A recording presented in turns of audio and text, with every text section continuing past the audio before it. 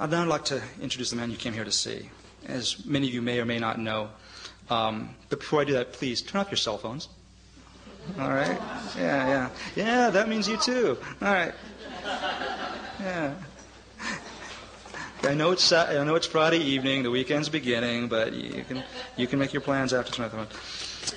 As everyone knows, or may know, Reverend Wright is the former speech and ghostwriter for Jerry Falwell, Billy Graham, Pat Robertson.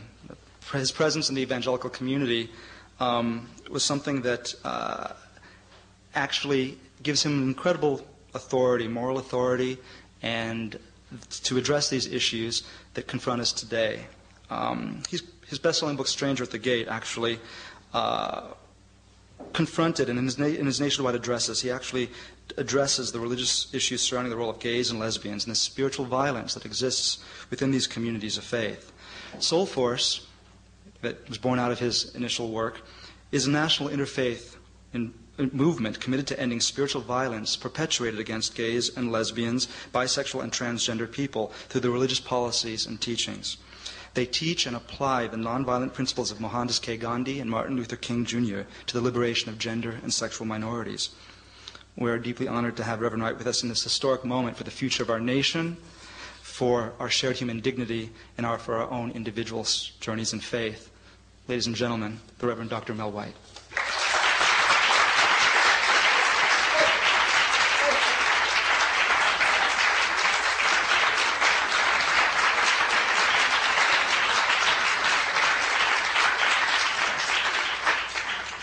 He's single. Come on, you guys, don't miss a treasure like that. He's also bilingual.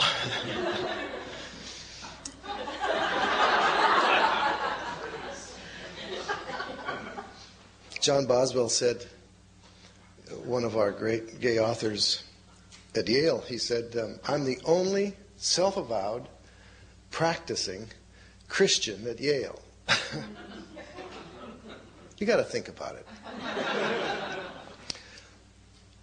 The last time I was here, I was living at the Sheraton Commander on the Lilly Foundation, studying the case study method at their law school. And was I out of my depth?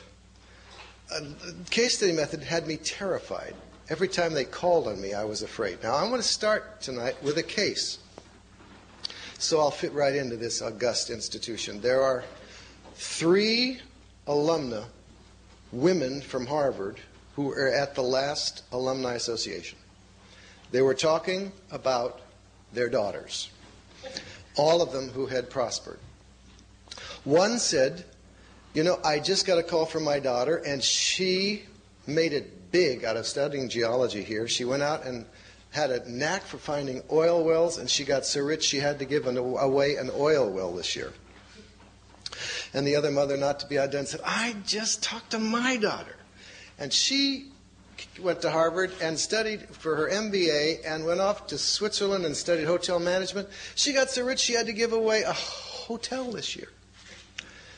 And the third mother said, well, I just got a call from my daughter too, and while she was at Harvard, she discovered that she was a lesbian.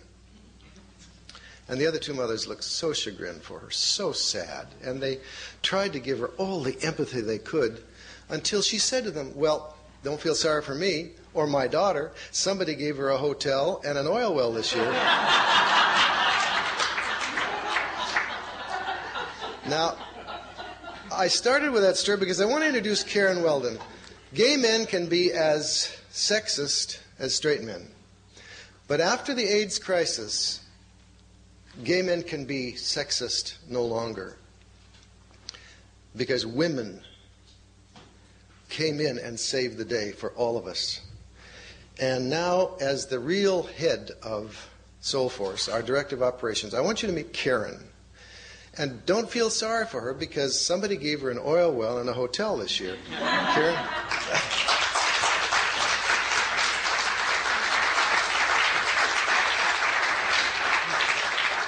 I wish. It's good to be here. Thank you for the invitation, Eric, and thanks for putting everything together.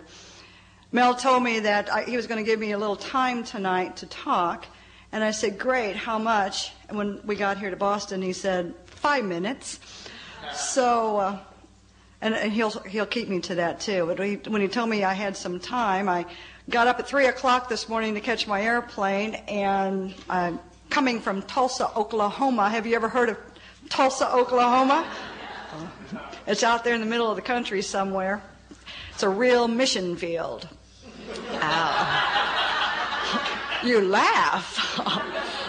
I was raised Southern Baptist and always wanted to be a missionary. I came out as a lesbian, stayed in Oklahoma, and being a missionary. Not exactly what my parents thought, but so anyway, I wrote out 6 pages of information that I wanted to share with you all, but I won't do it, Mel. I'll stick to my 5 minutes. Eric has some announcements he wants me to make for him as well, and that is when Mel is finished with his lecture, he is going to open it up for Q&A, and we're going to pass out some cards and pencils right now. And so as Mel is talking, if you have a question, write it down, and then we'll collect those cards, and Mel will address those questions when he's finished. And also, I think I was talking with Mel, and I wasn't sure if Eric announced this, but tomorrow, after the workshop on Satyagraha and Soulforce principles, we are going to break and then go somewhere informally for lunch. Those of you who might be interested in discussing with me a Soulforce Boston as a local group here. It's a grassroots movement that we started almost this June. It'll be 2 years ago, and we have 27 licensed local groups across the country doing Soulforce work in our own home communities. And there has been interest expressed here in Boston, and so I want to meet with those who are interested in a local group and sit and discuss the possibilities of that. That has become the real passion for me in Soulforce, though my title is Director of Operations. Really, the passion for the grassroots movement started long before I fell into the Director of Operations position. In fact, in October of '99, when we took our first Soulforce trip to Lynchburg, Virginia, and Mel stood up and said, "No, go home and start your own local group." I followed instructions. I went home to Oklahoma and within 30 days started a local group in Tulsa, Oklahoma. And we're still meeting today and doing actions. And to me, that's where the real heart of justice work is. I mean, our national actions, those will always be the heart of Soulforce. We, from Lynchburg in '99 and moved to 2000, it was either 5 or 6 national actions that we did in various communities around the country, following Christian denominational conventions and conferences. And those are extremely important. As I said, will always be the heart of Soulforce.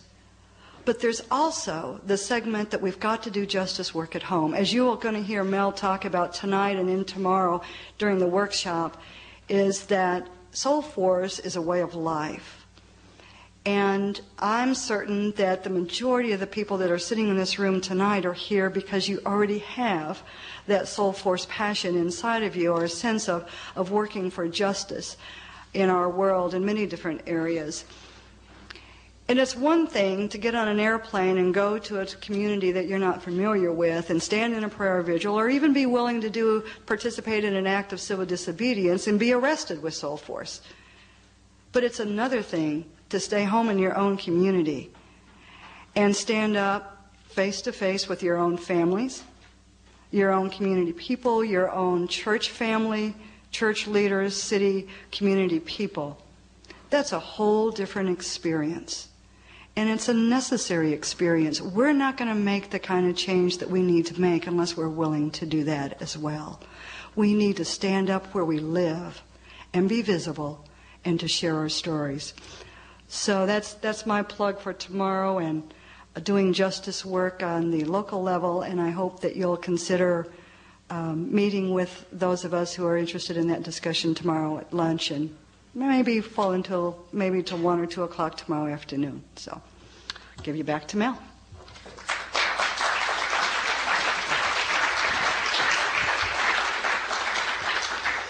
Leonard Bernstein had just finished conducting a great symphony in Lincoln Center, and everybody was on their feet cheering except one woman who said to her companion, "Haven't you heard Lenny's a queer?" And that woman, without missing a beat, said, "Is there anything that man can't do?" That story, a true story out of Leonard's life, represents that great paradigm we're on, from total rejection to total acceptance. And wherever you go, whatever room you fill, there will be people on all sides of that spectrum. And tonight, if you are a person who is convinced that homosexual practice is a sickness or a sin incompatible with Christian teaching, that gays shouldn't be allowed to teach or coach, to serve in the military or be ordained, to be married, to play organ in the local church,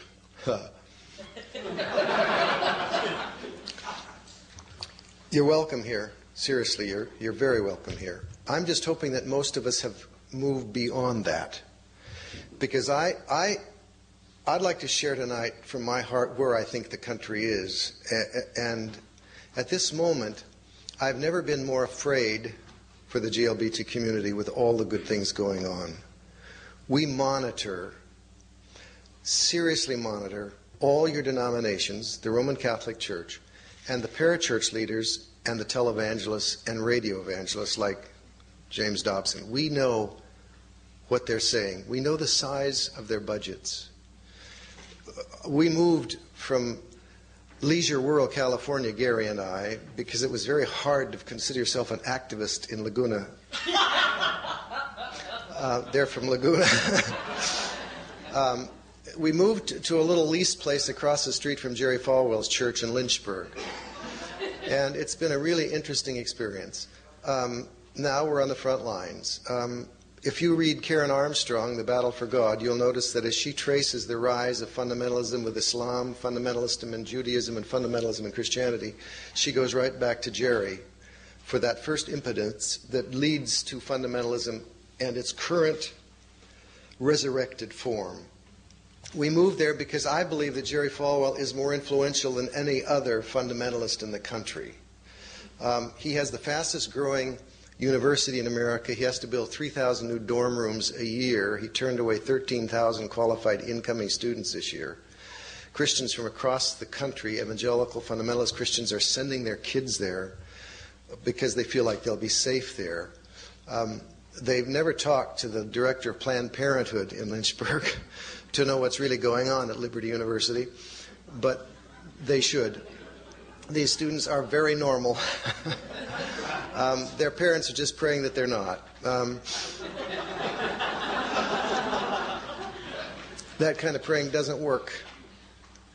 So we moved across from Jerry to kind of get a sense of where he is. He's the only pastor amongst the big fundamentalist leaders in television radio land. He loves his people.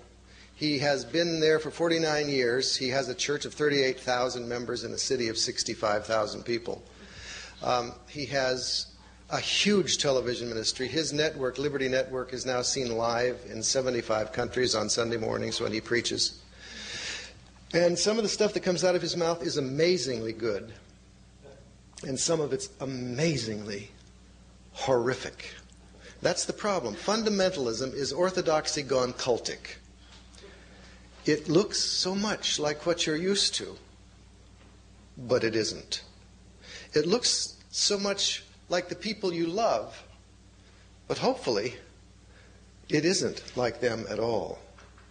Most people who are caught up in fundamentalism today don't even realize they're a part of an army that is very intent on making a theocracy of this country. They really don't know it, especially when they're United Methodist fundamentalists or Presbyterian fundamentalists. They don't understand that they are a part of a movement that could end the freedoms the GLBT people have and set back all the women's rights that you've gained over a period of decades and do a lot of other damage. I was at the beginning writing a film special with Francis Schaeffer. I don't know if you've heard of Francis Schaeffer, but he was the fundamentalist guru. He was the theorist behind the scenes. He had a little institute in Switzerland called L'Abri, and in the 50s and 60s, all kinds of evangelical Christian young people, bright ones, went there to study under Francis. In 1973, Jerry Falwell said, we've got to take over this country because it's gone to hell in a handbasket. And fundamentalism comes out of that sense of fear that the country is going to hell in a handbasket, that fear that we don't know what's going to happen next, that fear that all the institutions we hold valuable are being undermined by people who disagree with us, that the Christians are up against the non-Christians, and we've got to do something to save it. And when you add the whole millennial stuff, that you've got to cure the nation, you've got to clean it up before Jesus can come back, it's a real motive to get out there and do some work. Well, Jerry was the first one in this epoch of fundamentalism to say, we've got to change this country politically. My dad was mayor of Santa Cruz, and there was no one who didn't criticize him in our church for getting involved politically in an evangelical church. That's the way it was in the 50s and early 60s. You don't get involved. If Jesus wants to change the country, let Jesus do it. If the Spirit of God can't do it, you certainly can't do it. Plus, you have to get so dirty to get political. So don't do it. It was a holiness that was far removed from the day-by-day slogging of government. So Jerry said, no, we got to change all that. But he says, we can't change it because there's not enough of us to change the world. So he went to Francis Schaeffer and he said, how are we going to change this country when we're such a minority? Well, Francis said, first, call yourself a majority. Just accept that. You're a majority. Well, we're not a majority. It doesn't matter. Perception is everything in America. So he called himself the... And he says, but how do we get membership in the moral majority that aren't just fundamentalists? And he said, Francis Schaeffer said, don't you know your Old Testament history? Well, what do you mean? He said, well, God used pagans to accomplish his will. I don't want to misquote them. So you can use pagans too. Well, how do I use pagans to make the Christian world in control of government? The evangelical Christian, the fundamentalist Christian world.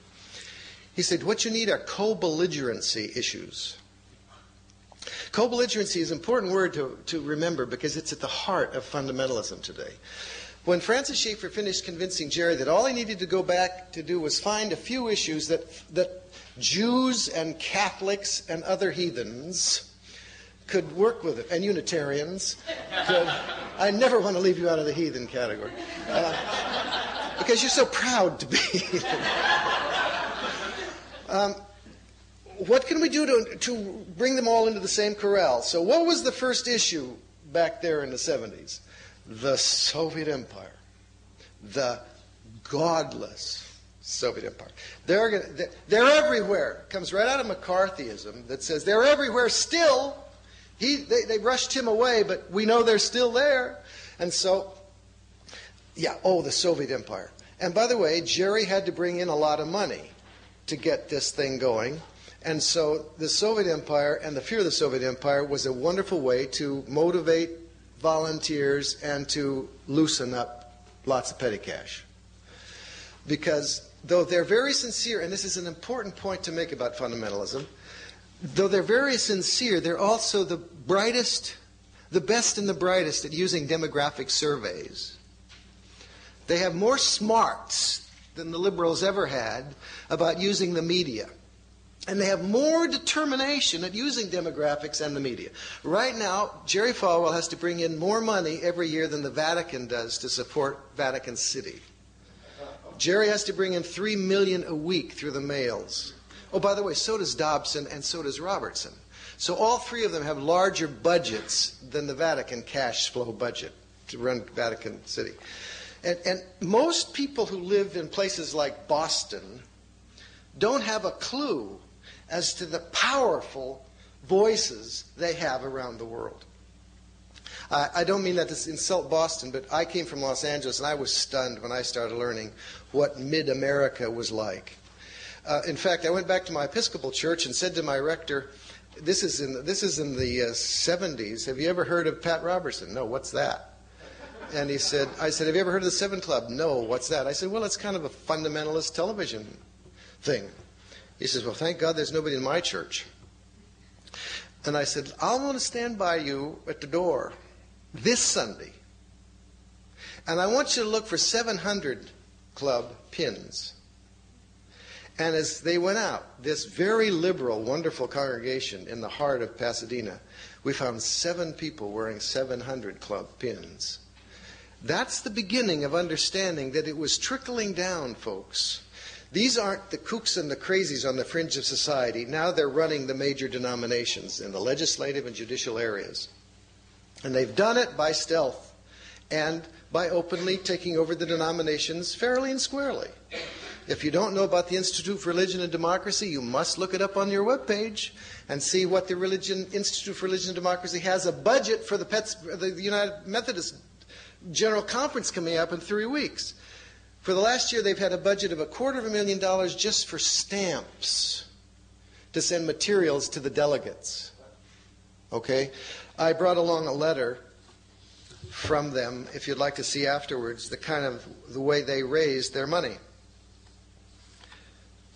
Opening line, you have no doubt seen the news of the Episcopal Church's first openly homosexual bishop.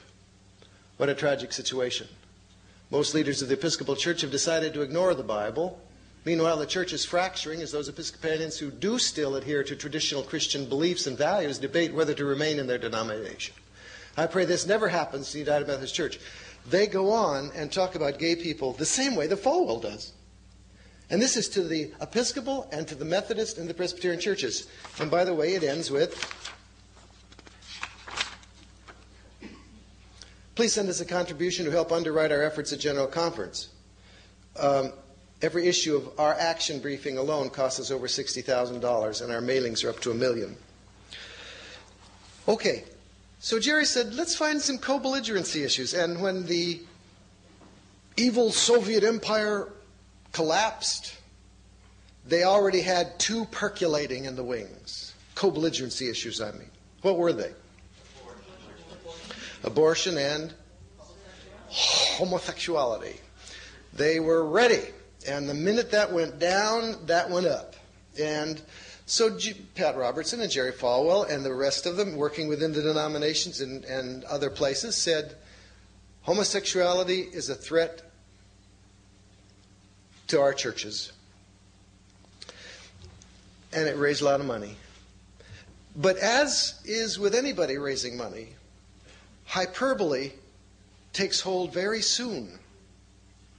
Hyperbole, it's gotten to the point now. Well, let me just read you something from Jim Dobson's fundraising letter of April. If you really want an experience, you ought to look it up on his webpage, because this is what's happened now. They've been talking about homosexuality so long.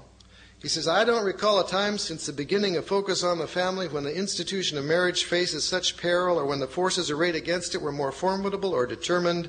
Barring a miracle, the family, as it has been known for more than 5 millennia, will crumble, presaging the fall of Western civilization itself. This is a time for prayer. For more than 40 years, the homosexual activist movement, they always have to throw that in, because pray for us, but it's really about money. Now, I'm not questioning their motives. They know it's about money. So their motives are, it's about money. For more than 40 years, the homosexual activist movement has sought to implement a master plan. Can you see 2 lesbians agree about anything? Well, okay, 2 gay men. I love this gay agenda master plan crap. I just wish we had one. A master plan that we have at our centerpiece of our master plan, the utter destruction of the family. The institution of marriage, along with an often weakened and impotent church, is all that stands in the way of its achievement of every coveted aspiration. Those goals include universal acceptance of the gay lifestyle, and you know what they mean by that. Leather chaps, lesbians on bikes, the lifestyle. Discrediting of scriptures that condemn, muzzling of the clergy and Christian media, granting of special privileges and rights through the law, special privileges, overturning laws prohibiting pedophilia, indoctrinating children and future generations, and securing all the legal benefits of marriage for two or more people who claim to have homosexual tendencies. It goes on and on and on. To cite another metaphor, the old earthen dam that's held and protected the reservoir of Judeo-Christian values and beliefs since the day of our founding fathers has been leaking for decades, and it's about to give way. Okay, fundamentalism has at its heart the urge to purge.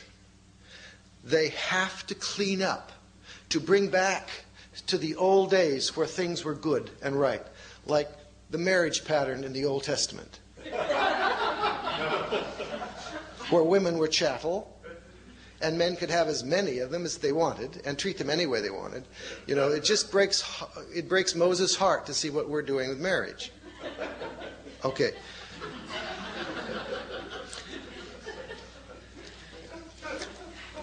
Hyperbole gets more and more strident until we're now to the place of the subject this evening, marriage. This is not about marriage. The Federal Marriage Amendment is not about marriage. It's a co-belligerency issue that their strident and hyperbolic propaganda machine is taking to its full limit now. And what they're trying to do is superimpose their fundamentalist morality onto the United States Constitution. What's happened now is if we can get the Federal Marriage Amendment passed, we will exert a kind of power we've never had before. The Federal Marriage Amendment would be disastrous for this country and disastrous for you and for me. It would be a nightmare, and it could very easily get passed. There are so many people who don't count the votes. 38 states have passed DOMA laws, Defense of Marriage Acts, without any trouble. How many states' legislatures do they need to get the Constitution passed, the amendment? 38. Okay? They need 38, they have 38. And then the House and the Senate. The Senate is probably the last hope we have because the House voted so overwhelmingly for DOMA. But at this point, people say, well, this will just drag on for years, or so forth and so forth, or we don't really need marriage, blah, blah, blah. It's not about marriage. It's not whether you need marriage or not. It's not whether you believe in the institution or even live in the institution or not. It's about a fundamentalist takeover of the nation, misusing biblical scriptures to wage war within the hearts and minds of our neighbors, and fearful war. They are afraid of us now because they believe this propaganda. Now, I was on a panel the other day with Karen Armstrong in Houston. It was a massive group of people that come to hear her because she has such an amazing kind of understanding of fundamentalism. And when we were through talking, she got up and said to them, you know, I left off where Soul Force and Mel begins. I don't even like to be around fundamentalists. Mel believes they're his brother and sister. The rules of Satyagraha, the rules of Gandhi and King, the rules of Jesus, quite frankly, is that we love our enemies. And that loving our enemies requires standing up to the Bullsgeschichte. You who understand Greek. That if our neighbor is killing herself and us, do you know the fundamentalists are being destroyed themselves internally by this anti-gay stuff? They're discarding their own children and breaking their hearts. Sean will remember we had to build a hospice at the Cathedral of Hope because children being dropped off, young 12, 13, 14-year-old children were being dropped off at the cathedral by their parents, Christian, evangelical, fundamentalist parents who said, don't come back until you're over this. They're convinced it's a sickness. They're convinced it's a choice. They're convinced it's a sin. And the only thing they knew to do is discard their own children. Imagine the division within the church of these families. So you've got to see fundamentalists as victims of this untruth as we are. They are not our enemy. They're our fellow victims. Only they're victimizing and being victims in the process. And Gandhi would say, you know, you gotta love them. because they're children of God just like you are. If you say you're one and you look in the mirror, and I travel all across the country saying to gay and lesbian, bisexual, transgender people, whatever they've told you, it's bullshit. You are a child of God. You are created by God. God likes lesbians. It even likes lesbiterians. And by the way, the United Methodists in all their wisdom are voting in 3 weeks to include transgender on their outcast list. So that now that it won't just be gay, lesbian, bisexual people, but transgender people who are never picked on. Who are in fact the biggest victims of violence in this country today. And not only that, but nobody even cares to put it in the paper when they die. Now the United Methodists, with their liberal Wesleyan tradition, is about to consider adding transgender to their outcast list. This breaks the heart of God and puts us all into real danger. Okay? They're also voting whether they're going to support the federal marriage amendment as a denomination. You know that the Roman Catholic Church does. That's 62 million of your neighbors. You know that the Mormon Church does. That's 20 million of your neighbors. You know that the Southern Baptist Church does. That's almost everybody that's left of your neighbors. And now the United Methodists are going to come along and maybe add their vote. That would be a heartbreaking decision by the United Methodist Church. That's why we're going to be there. That's why we're going to surround that convention as we did in 2000, and we're going to say to these people, please, we love you. You're victims. But don't think you can come out of this convention hall without going through a barricade until justice is done inside. We've got to show them from the outside, if they can't do it from the inside, that what they're doing is becoming victims and victimizing in the process. Now, what do we do about it? Do anything. The GLBT community is the most self-hating, selfish community I have ever experienced. We give all our money to ourselves for the most part. We don't support anything. And I'm not just cynical and I'm not just angry, but twice I've been on Larry King Live. And twice, the first time, Larry has 70 phone lines coming into his studio. Each line has the name of the person calling and a little sentence about what they want to talk about and a clock at how long they've been waiting. 70. And so I'm sitting there the first time hoping that somebody who's pro-gay will call in. Nobody. Nobody for an hour. The next time I was on, I said, Mr. King, please, sir, I would like to choose myself off the board. You don't choose him, I choose him. He said, you'll be sorry. And I said, okay, I'll choose him. I chose him. There wasn't one person call in to support me the whole time I was on again. Phone a talk show and tell them you're pro-GLBT or you are a GLBT person or something. The voices of the religious right are being heard all across the nation in echoing profusion, and we're silent. We leave our churches in kind of little puffs of smoke because they're offensive to us or because we're so bored with their liturgy for whatever reason. At least go back for one Sunday or Saturday or Sabbath and put in the offering plate a note why you're leaving. They don't know why you've left. You can go back and be a Southern Baptist for 1 hour. Go and drag. Just do something. If you have to hide your head under a paper bag, go back and put a note in the plate and say, I left this church because it makes outcasts out of God's gay, lesbian, bisexual, and transgender children. Do something. If you're in a denomination that the national leadership has voted against us, no more money to that denomination. No more money. Gandhi says it is much our moral obligation not to support evil as it is to support good. You say, my local Methodist church is pro-gay. Support it with all your heart. Support it with all your heart. But if the denomination goes any farther out, that local church should not be giving to that denomination. How do you think the religious right gained power in those denominations? They withheld their funds. We're not withholding as a blackmail. We're withholding because they persecute us, and we should no longer support it. Do something. Let me tell you the consequences of our doing nothing as I understand them.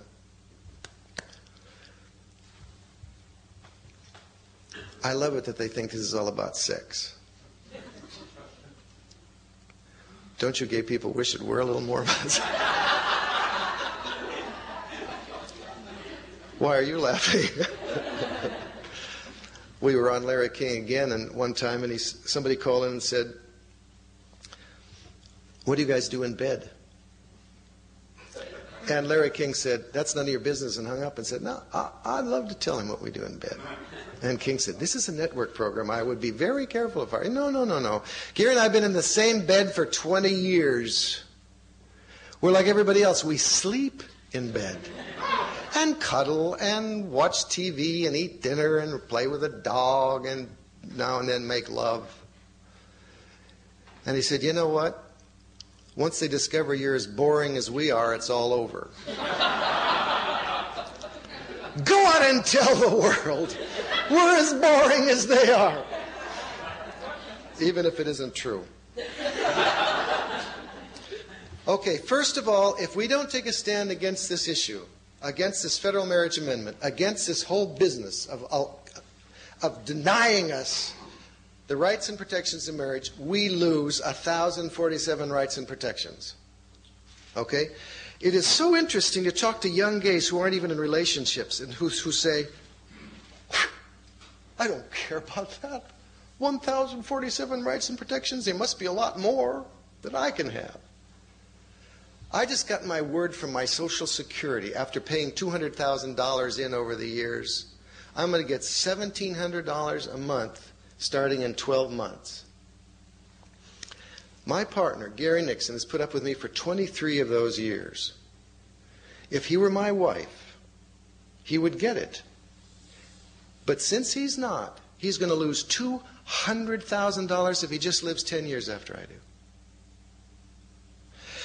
Automatic inheritance? Nothing is automatic anymore. And nothing is given us guaranteed because of marriage. Assumption of spouse's pension, bereavement leave, burial. Gary's parents, his brother can decide where Gary's going to be buried in Virginia.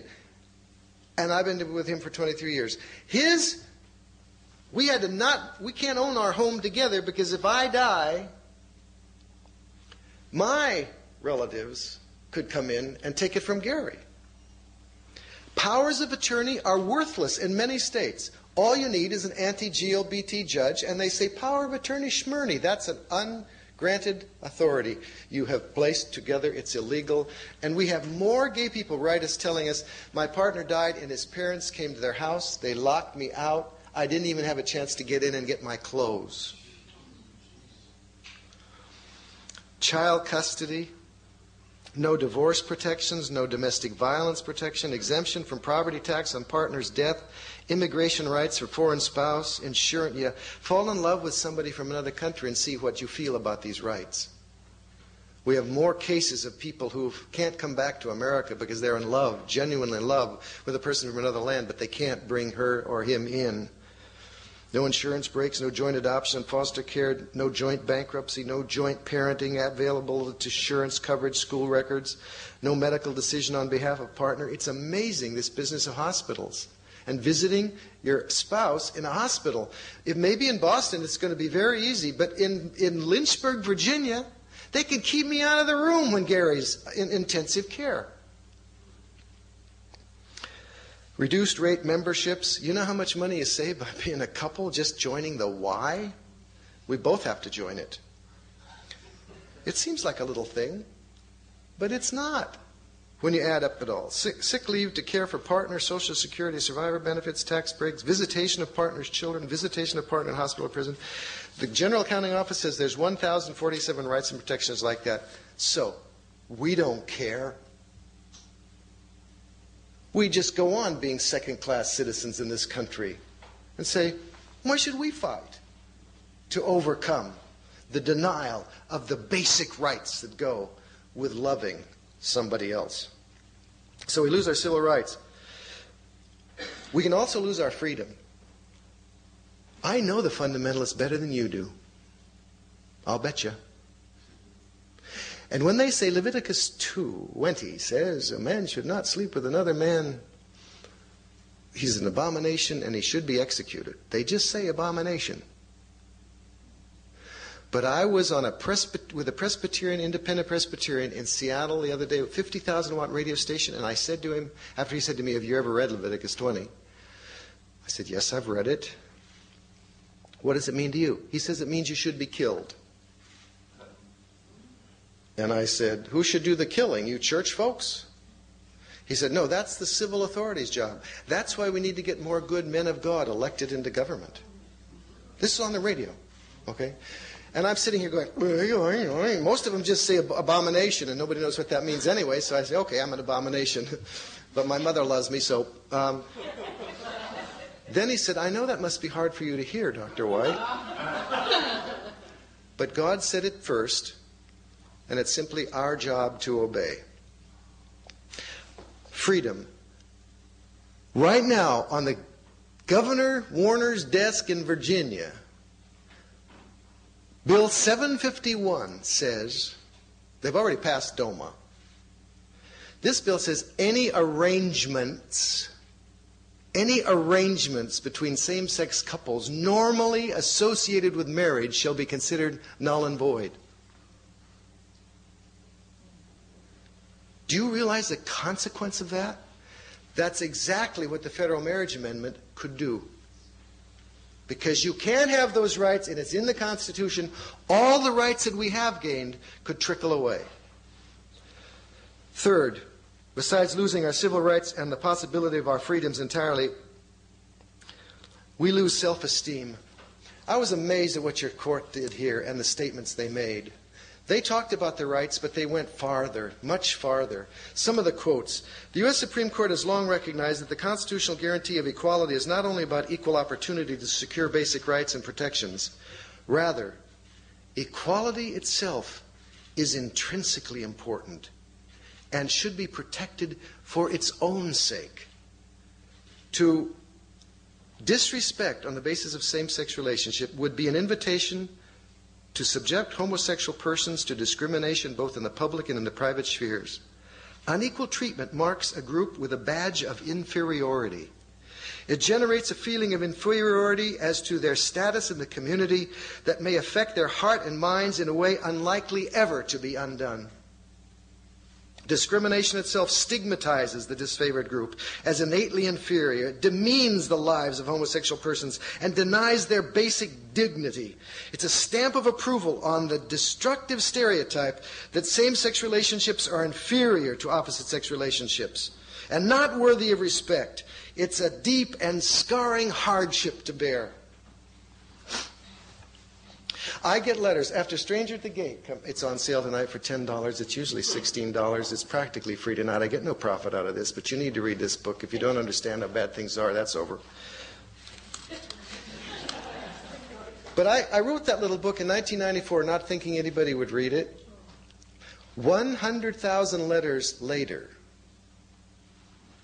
And Stephen King gets maybe 50. And the guy's, Tim LaHaye doesn't get any. This is just one from a 16-year-old boy. I am so scared and so confused. I don't know what to do or who to believe anymore. Sometimes I wish I wasn't gay at all. Life would be much easier then. I wish I could just give up on God and religion, but I can't. That's the predicament for these 7th, 8th, 9th, 10th, 11th, 12th-year-old gay boys. They grew up in churches. They love God. They want to be a part of the church. So they kill themselves. 7 times more likely to kill themselves. A study substantiated by the University of Minnesota just last year. Our boys are killing themselves. While we sit on Friday nights in the bar or go to church on Sunday, welcome and affirming churches, we forget that this court in Massachusetts said, this is so demeaning, it breaks hearts and minds and kills self-esteem. This is what he says. I live to please God. I've run out of answers, and the next step I take will be a gigantic, fearful leap. Sometimes I wish that I could just die or be castrated. Then this nightmare will end. A pianist, a sophomore pianist at our college, a Christian Bible college, castrated himself one morning before church and came to church holding the towel where he had already cut off his testicles. Like Origen, I might add. It's an old tradition to hate ourselves sexually. And this wonderful statement by your court, it should be heralded to the land. Now, this letter I got as I went out the door today. I took my mail from yesterday. This is from a prison. Dear Dr. White, I just finished reading your book, Stranger at the Gate, and I wanted to write to express to you how thankful I am for your courage and your message of hope. My name is Ron Rickman. I am currently incarcerated in the California prison system up at Pelican Bay State Prison. I've done a lot of time. I've done 11 years, and I have 9 years or so to go over a gay-related crime. See, I had a lot of anger and hurt. I've known I was gay my whole life, and even though I've been out most of my life, been treated like crap by society for so long, I lashed out. There's a one-for-one now. We're talking about what your court said, and this person who's been so demeaned, he lashed out. It came to a point where if God hates fags, then screw God, and I went to the other extreme. It started with a heavy drug addiction, even went through 2 rehabs with love and support of my family. I often thought they're such nice people, they sure don't deserve a kid like me. But if God hates me so, for a love I feel, for a love I cannot control, then I truly was a piece of shit and didn't deserve to be happy or be loved. So I fell into prostitution, sadomasochism, and so forth. 100,000 plus letters like this. Every time you go to a gay or lesbian bar and feel free, think about those people who go to Jerry Falwell's church and the millions like them who are suffering. Even though we don't have to suffer, we are suffering too. When Gary leaves me off at the airport, he still can't give me a great big kiss. In Lynchburg. He says, in L.A., I'll kiss you. I'm not going to kiss you in Lynchburg. I say, we got to kiss in Lynchburg. He says, I'll work up to that. We still have to creep around. How many people living in closets today creep around? They have to turn around the pictures and all that kind of crap. We're going to lose, if we don't change this, our self-esteem. Fourth, we're going to lose our human dignity. We're no longer worth living in this country, in a lot of people's eyes. Let me read you just a couple of the letters that I've gotten. Here's one from a suicide note. Needless to say, I'm organized. Lord help me. Talk amongst yourselves. I wanted so much to read that letter, and I know it's here. And I just got to throwing things around. Well, the kid is 28 years old, and a woman wrote me and said, my nephew hung himself. He accepted his homosexual orientation until he became a Christian a few months ago. And then, knowing from the Bible and from the church that he was sick and sinful, he hung himself and left this note, I don't know how else to fix this. I've buried 5 people now, young people, who have killed themselves. That's the loss of self-esteem we were talking about. But it also gives people the license to kill us. I don't know if you remember the story of the Williams brothers who killed that gay couple in Sacramento 4 years ago. But they had been employed by this gay couple. And when they found out they were gay, these were from a Southern Baptist fundamentalist church, they sneaked in one night and killed them in their bed. And in a prison interview, the mother of the boys said to her son, Matthew, why did you kill them?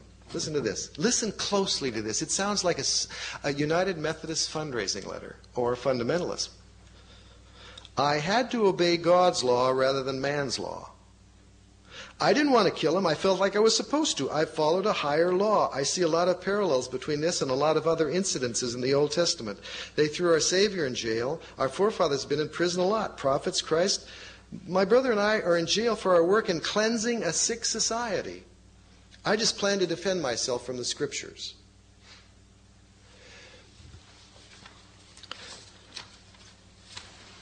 And the last thing I think we're going to lose if we don't fight this is we lose our own soul. I discovered in Gandhi a new definition for soul. I've never heard a really good definition of what makes up the soul. But Gandhi said, it's the search for truth.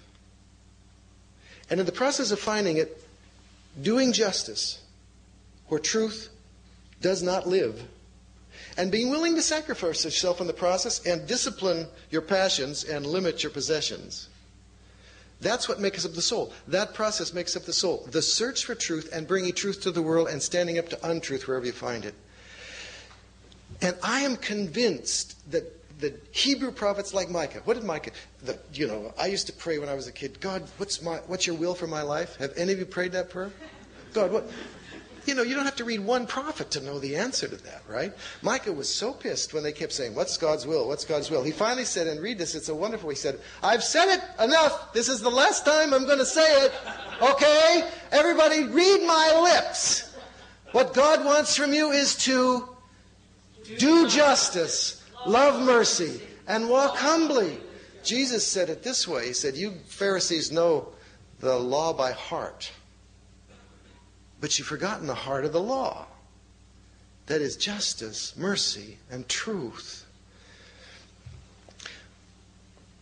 We were created with a purpose. And degrees don't have anything to do with it.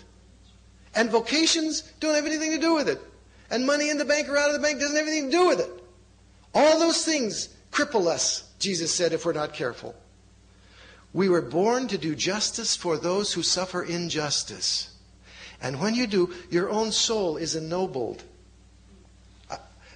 Karen and I could tell you story after story about people who stumbled into our training and then stood in front of their own denomination arm to arm and said, well, just 2 weeks ago at the trial of Karen Damon, a lesbian woman who said, I'm not going to be in the closet any longer. I'm in a long-term, loving, committed relationship, and we have a son. And their whole congregation said, we know that. And we love you. Well, the United Methodist Church, in all their wisdom, decided to defrock her in a public trial, kind of like a Salem witch trial. And so Soulforce said, we got 100 people surrounded that church, and we said to the bishops and their 35-member jury pool, you're not coming in here. You're not going to turn that safe place, sanctuary, into a tribunal.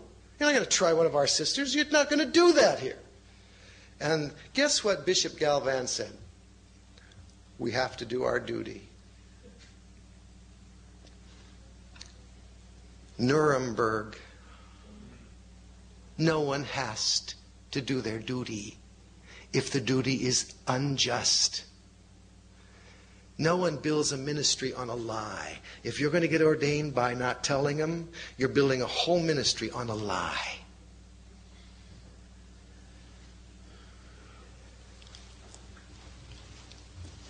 You should have seen the people in that line. Jake Rayton's grandfather, 84 years old. He's never stood with his family for Jake's rights until Bothell, and he lived nearby. And he came to the training and he made his own sign. I love my gay grandson, and I insist that justice be done on his behalf. And that little old man stood there, and stood there, and stood there, and I tell you, I watched him cry and laugh and cry.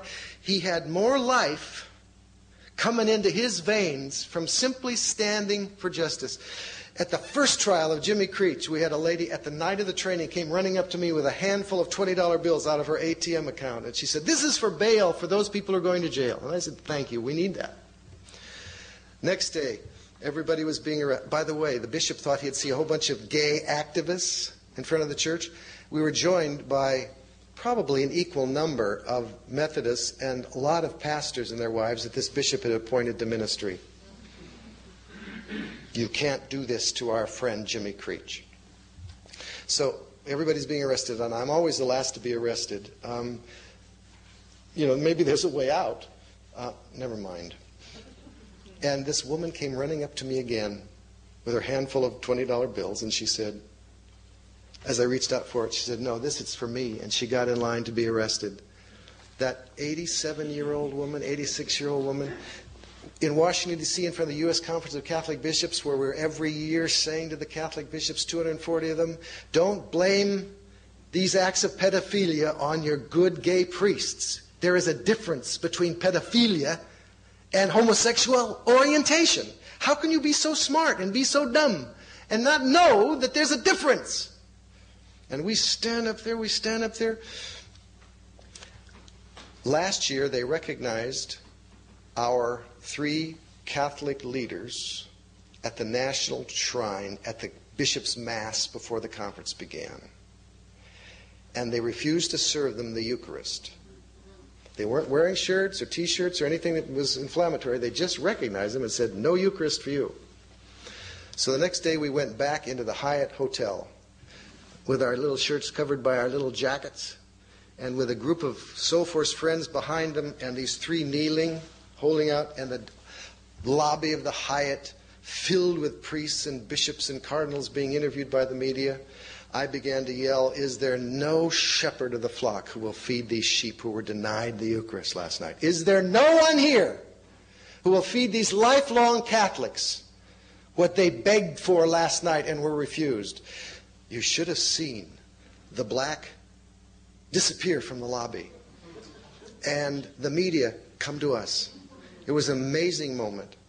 And we all wanted to be arrested, but we thought, we're going to honor you three because you had the injustice. And so we watched them as the police finally came and took them away.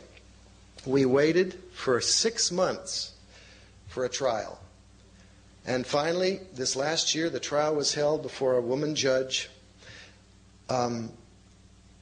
Martin Sheen's lawyer volunteered to work for us. The brothers Berrigan, their lawyer, worked for us. And they'd made this incredible defense. After 2 days, the judge said, "I'm going to have to say that you're guilty of staying in that hotel after you were told to leave. You've told me you did. But for my first time on the federal bench in 17 years, I'm going to suspend all sentencing." That's not, I'm going to give you a sentence and suspend it. I'm going to suspend sentencing. "I'm a Catholic," she said. And the Washington Post guy leaned over and started to write. The National Catholic Reporter started to write. And all the news services started to write. "I'm a Catholic. And I want you to know, I apologize to you for the spiritual violence you've experienced at the hands of our bishops. And though the prosecution wants you not to go back to the Hyatt next year, I say go back and block it as long as it takes until one day the cardinals and the bishops see the tremendous injustice they're doing." And then she said, "Now stand." And these two, by now everybody in the room is crying. The judge wasn't, but I thought, man, what a moment. And she said to them, they're standing there now, not knowing what's going to happen next. And she says, "Now, go in peace to love and serve the Lord." Federal judge. Folks, we got to take a stand. And tomorrow at the workshop, I'm going to show how those principles that Gandhi used in South Africa and India, and how those principles that King used in the 50s and 60s, how those principles translate into action by us. I invite you to study the principles. You don't have to become a part of our little organization. Go out and do it yourself. We'll give you the tools and salute you as you go out into the world to do justice and to love mercy and to see your own soul inflamed in the process. Amen.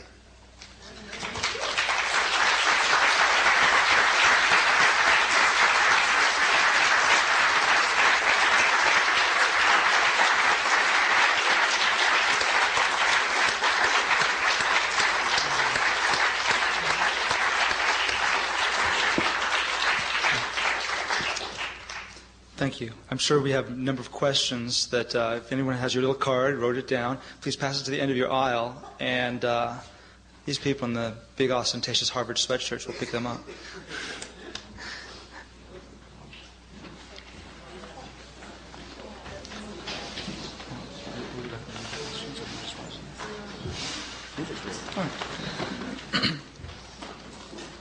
If anybody gives us your email address, we'll give you a fresh, hot, stop spiritual violence button. And all we do with your email address is to acquaint you with something like the Southern Baptist or the United Methodist Conference is coming up and what we're planning to do. You might be in a part of the country, I think you'd find it really exciting. So get a free button. Thanks. Okay. Here's one. The Catholic and Mormon Church in particular are pouring incredible amounts of money into anti-gay propaganda. How can we exert countervailing power on that scale? Legally, how can they get away with it? We've lost all those battles. We can't even come close to competing with the kind of money that they're doing. We could, but gay people don't give money to anything. And so our straight allies think if we're not interested that much, why should we help you? To me, we're down to a desperate moment, and there's no way for us to get networks of television. There's no way for us to compete with their media skills. What we have to do is locally. The only way people change on this issue is how? The only way they change is to know a gay person or a lesbian or bisexual or transgender person. That's the only way they change. No more debates about Romans 1. It's a waste of your time. No, when people come up to me and say, what do you think about Leviticus 20? I say, forgive me, but you've confused me with someone who cares about what you think about Leviticus 20. I'm through that. I don't have to defend my humanity anymore. If they want to argue with me about Romans 1, I have a wonderful little booklet, 50 cents are free, cost me more than that says everything I believe about the Bible and homosexuality. And then take that and go. But at this point, we got more to do than argue. They keep us. The argument now has become the way to keep justice from happening. They don't have to make a decision as long as we'll hold up our end of the argument. Say the argument's over. Say it. The argument's over. Believe it. Okay. No one ever said same-sex marriage was unconstitutional, but many feel something harder to express, that it's unconscionable. What if same-sex marriage is the new patch in old cloth, or marriage the old wine in new bottles? That's getting a little theological for Harvard Divinity School, isn't it? Let's take the first part. It sounded like she said there are certain people that are really concerned, or he said, about gay marriage being unconscionable. That there are certain... wasn't that somebody saying we still feel uneasy about it? Is that what it says? Well, that it's harder. It's not a question of the constitutionality of the political aspects, but the fact that it's unconscionable, that it goes against. It goes against nature. Goes against, yeah. Well, I don't know if that's what they're saying. Yeah. Your own courts have shown you what happens if you get something less than marriage in terms of civil rights. The General Accounting Office said these 1,047 rights and protections that are built in the law in federal and state, each one of them would have to be changed one at a time. That it would be impossible to change them. Therefore, marriage is the only way to get these rights and protections. But the church has confused marriage rights, R-I-T-E-S, with civil rights. And we have to say to folks, whatever you believe about marriage rights, we're not asking you to marry us. We can do that now. MCC and other places. You can get married at the United Methodist churches, the Unitarian churches. You can get married all over the place. But we don't get those rights and protections. So whatever you feel about marriage, know this. We're denied those basic rights. If you find our relationships unconscionable, you're just a victim of the propaganda. But Gary and I love each other for 23 years. We're going to die in old age and hobble around together. We're just like Morley Safer said on 60 Minutes, you're just really a middle-aged old couple, aren't you? Well, yes. So if you still find it unconscionable, you need to work it through. It comes out of your own homophobia. It comes out of your own confusion. Marriage is obviously for straight couples. But why shouldn't it be for us too? Can you see why my relationship with Gary would hurt your marriage? That's such a stretch. Your marriage is already in trouble.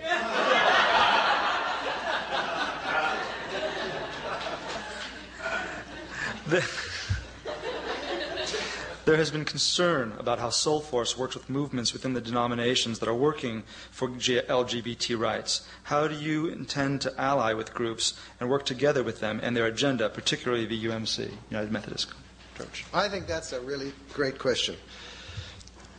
There was an argument between Thurgood Marshall and Martin Luther King, and we're only going to go about 5-7 more minutes. Some of you are really battling Sleep. I do everything I can to keep you awake. What does it take to keep you awake?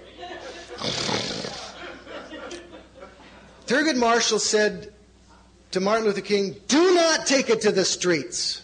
He was the legal advisor to the NAACP at the time. He said, we'll do it in the courts. We will change it in the courts. And Martin said, you can't change it in the courts with some kind of pressure from the outside. It's too bad when solidarity groups see us as a threat, especially when they think we're non-Methodists coming in. All our commissions and we're made up. Our United Methodist team is made up of United Methodist leadership. Our Catholic team is made up of Catholic. We are inside the church. But we have given up on tinkering with policies. So the difference between you and us is we don't think you'll ever do it from within, but we support you to keep on trying. But the United Methodist Church just 4 years ago, was so much closer to ending the ban than they are now. Now they're not even considering ending the ban. Now they're considering supporting the federal marriage amendment. We have declined in all the denominations in terms of fundamentalist control. If you go on arguing on side, we will pray for you and we will love you, but we've got to say outside, for example, that trial in Bothell, Washington, none of the United Methodist gays wanted us to be there. Okay? Because they thought we would throw the jurors. They thought the jurors would acquit her and that our presence there would throw the jurors. Okay? We said the trial itself is immoral. The trial, whatever you have planned for an outcome, it wouldn't happen in any other area besides the Pacific Northwest, first of all. And we were going to stand for trials whenever our lesbian or gay people are put on trial. We're going to stand there and we're going to say to the bishops, this is immoral what you're doing. It's unconscionable what you're doing. We can't let you do it. And of course in 5 minutes we're all arrested and they do it anyway. But we have to do it. We have to continue saying what we need to have said from the outside. Right now we think the United Methodist slogan should be closed minds, closed hearts, and closed doors. Because that's what's happening to our brothers and sisters. Do you know how many United Methodists are not being allowed membership in local churches because they're gay or lesbian? That's not a part of your doctrine. But we have all these lesbians and gay men being rejected from membership in local churches. So for us, the outside, we have solidarity with, for example, the Lutheran. All the gay Lutheran groups love us because we provided them an outlet for their rage and for their frustration. The United Methodist groups, some of them hate us and some of them don't. But we have to go on. We can't get permission to take our stands. And we have not hurt anybody in the process. We've not hurt any decision. And so for us, we have to take it to the streets. I'm hoping for a mass movement, but I can't get enough to fill a church. For 4 years, we've been saying to denomination people, come out, take a stand. Look at the Southern Baptists. We fill the casket filled with stories of Southern Baptists, young people who have suffered because of the Southern Baptist teachings. You know, they're just intransigent, the Southern Baptists. And we tried to get a casket full of information into their leaders for a whole year. So in New Orleans, when they fill up the Superdome with their messengers, we carried that casket behind a beautiful jazz band for a jazz funeral. And we blocked the streets, and the police all gave us the wonderful kind of cooperation that they do when they know we're going to be nonviolent. And we tried to take that casket inside. You're killing your own Southern Baptist youth. Whatever talk goes on inside that Southern Baptist Convention is worthless. The denominations will not change on this issue. You watch what happens in Pittsburgh. You may have to walk away from your denomination after Pittsburgh. I'm sorry, we just have to disagree sometimes. But we'll be nonviolent. But we'll be there. We've got to be. You focus on fundamentalists, but many non-fundamentalists are also opposed to same-sex marriage in significant numbers. Why do you single out fundamentalists when mainline denominations are greater in number and perhaps even in influence? The United Methodist Church is being taken over by fundamentalists, not by conservative Christians who don't like gay marriage. It's fundamentalists who've taken charge of the judicial and legislative process of this church. We just watched it happen. We watched them count the votes. We've monitored everything. So fundamentalists have used co-belligerency issues to get a lot of people who just find it icky what gay people do in bed. You know, it's icky. It's icky. They shouldn't be married. Oh my God, that icky? Be married? Oh, icky. And so the fundamentalists say, follow us. It's been icky for a long time, but you didn't want to put it into the Constitution. This FMA, Federal Marriage Amendment, is straight out of fundamentalists. Straight out of fundamentalists. It's not so icky. Try it.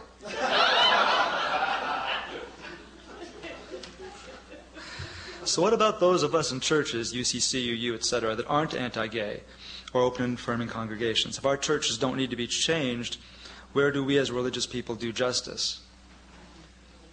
Oh, well, first of all, you guys have got a little wrong about UCC and UUAs. UUAs are far out ahead, but just watch the battles in local congregations across this country. There's all kinds of UU churches that are all divided over this issue. All kinds of them. So be careful about saying we're all, clothed in light.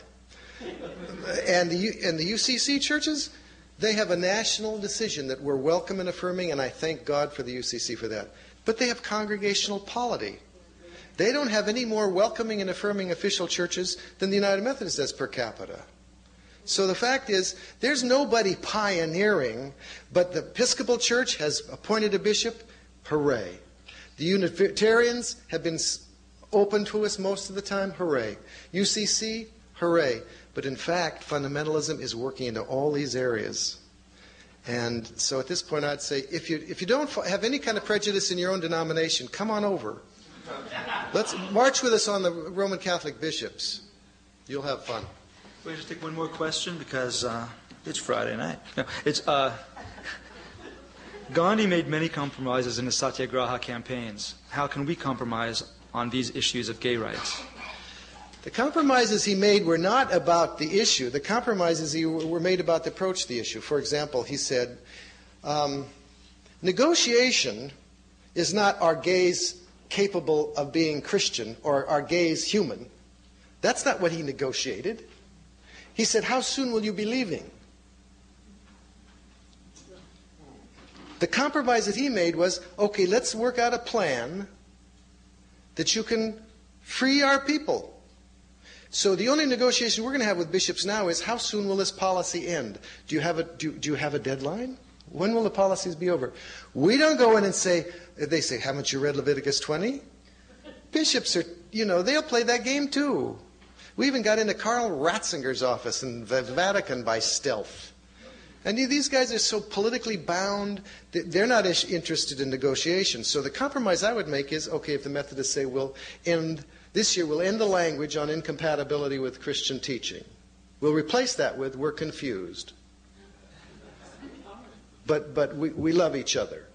If that replaces incompatible with Christian teaching, I'll say, then we won't do any civil disobedience, even though the ban on marriage and ordination is still in the books.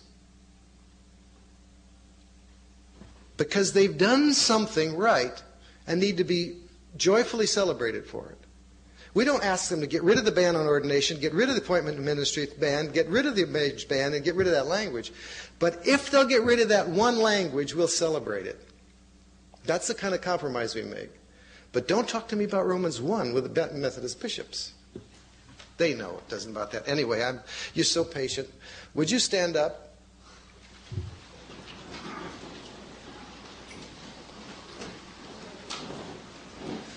It's really important for me to say this. I'm not a guru. I have strong opinions. But like Karen knows, I'm wrong a good part of the time. So it's really important that you make up your own mind about these issues and not be swayed by anybody. That's one thing. Second, think about the young gay people in closets across this country who are dying of fear and guilt and confusion. Keep them in mind. Wherever you go, if you're in a gay bar celebrating, think about all the literally millions who would like to have that freedom but are afraid, who don't even love themselves enough to know that would be okay. Think about them. Think about them. That's what the Fair Adult Marriage Amendment, if that goes in, that says to them now for the rest of the time, you are inferior and your relationships are demeaning and dehumanizing to you. Think about them.